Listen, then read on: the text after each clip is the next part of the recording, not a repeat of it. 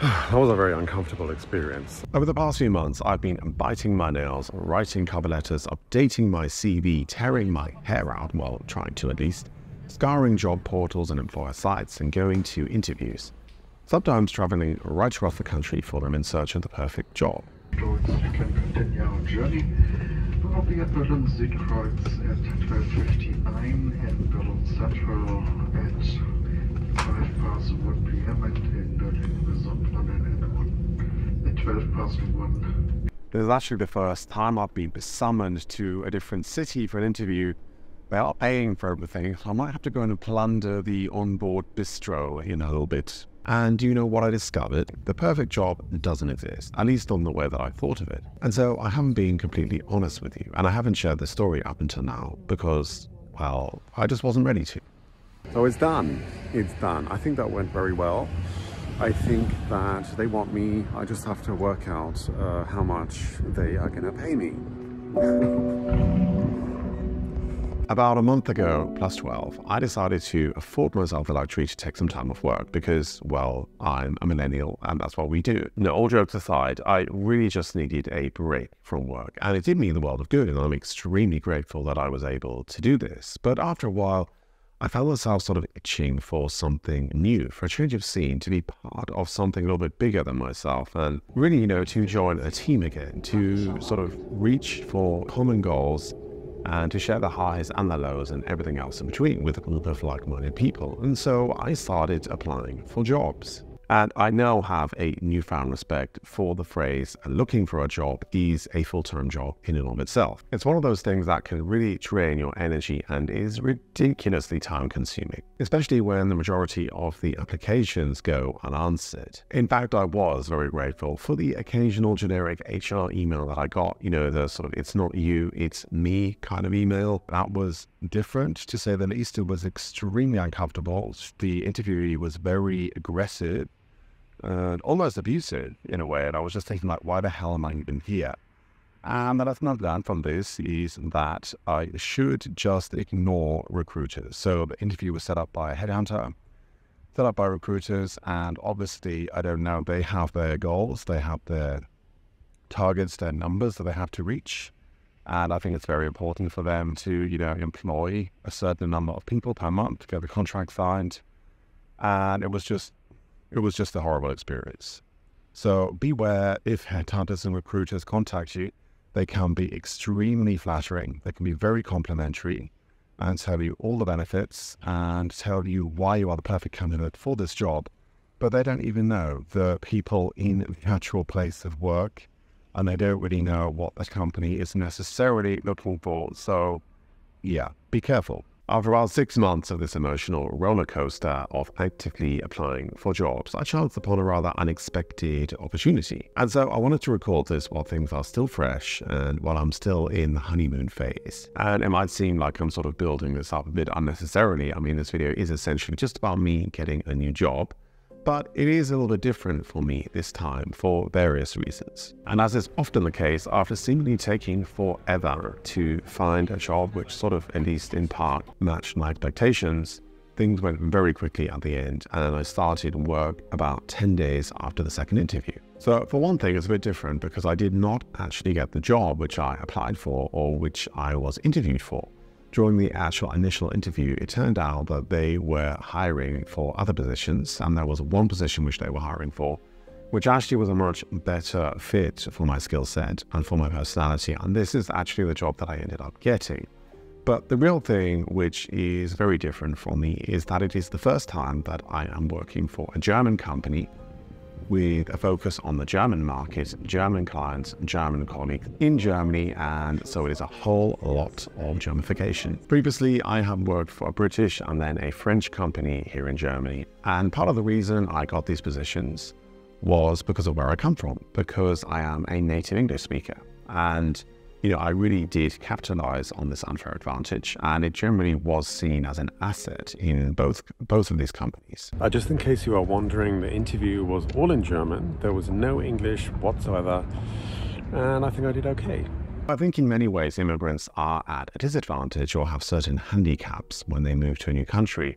But I also do think that there are certain skills that immigrants have that the local population doesn't have, and you can really take advantage of these and exploit them to your own benefit. One of the first things when starting a new job is to learn the company vernacular. Every company sort of has their own way of communicating, their own language, their own terms. And the company that I'm working for at the moment is, I would say, a little old-fashioned, and I've already really expanded my German vocabulary immensely. There are just so many words and phrases and terms which I can understand straight away from the context, but these are words that I never would have used myself. The thing I love about starting over is that there is this intense period of growth at the beginning. There is so much to learn, everything is new. Even, basic things like learning people's names or just trying to get to know everyone can be really daunting at first. But, slowly, step by step, week by week, things sort of start to click into place, and it can be hugely satisfying to be able to complete a process or a task, on the, let's say, third, fourth, fifth day, which just seems like, impossible on the first day. So I just had another interview. It was actually a really nice conversation. It was more of this conversation and interview. I was able to ask a lot of questions. There was no kind of animosity or digging or sort of nitpicking, which I had in the previous interview. But of course, for these kind of positions, there is always a lot to do, a lot of other people to see, a lot of HR, other managers. So we'll see if anything actually works out. Going through the process of getting a new job can be incredibly draining and demotivating, and really even regardless of how many qualifications you've got or what industry you are looking for jobs in, it can really be a brutal process. It's generally not, the most fun experience, not really something that most people would like to do with their free time. And I know that when you're sort of in the process, it can feel like it's never going to happen. Everyone's ignoring you, or even if you do get to interviews and go through the whole process of interviewing and then at the end you don't get the job, it's just really disheartening. But I would just like to tell you that you're not alone. It will happen eventually. Something will turn up, something will come up. You just have to keep going and don't give up. And just remember that it will pass. Like everything else, this is just a phase. It's a phase in your life, and if you zoom out a little bit and look at this in a sort of yearly context, it will just seem like a little blip, and eventually you will forget about how sort of emotionally draining and sort of anxiety-inducing this whole process was. One thing that I found a huge help, because I absolutely hate writing cover letters and applications and CVs. It's not something that I enjoy doing, trying to sell myself. And I found it really hugely helpful to use ChatGPT for this process. So it's very easy to feed ChatGPT your CV, the job description, and anything else, any other kind of information that you might want to give it, and ask it to write a cover letter or, a good description of your skills, of yourself, tailored to that company, to the application. And of course, it's not 100%, but it is a great way to start. One of the worst things is sitting down and trying to write out on a blank piece of paper a whole new application. And this is especially very useful if you're applying in your second or third language.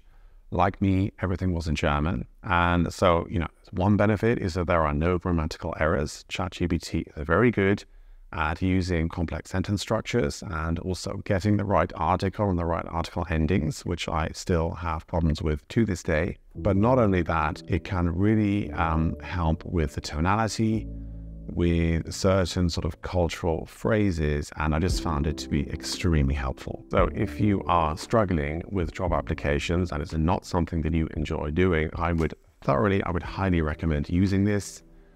It really just speeds up the whole process, and it really, for me, got like 90% of the work done. So as I said, I'm still in the honeymoon phase of this new job.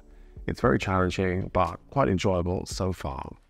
The only thing is that it's very time intensive. It's more like 50 hours than 40 hours a week. So I'm going to have to see if I can keep the uploads going on this channel. I really would love to keep this going, but the uploads might become a little less regular in the future. I'll just have to see how I manage this.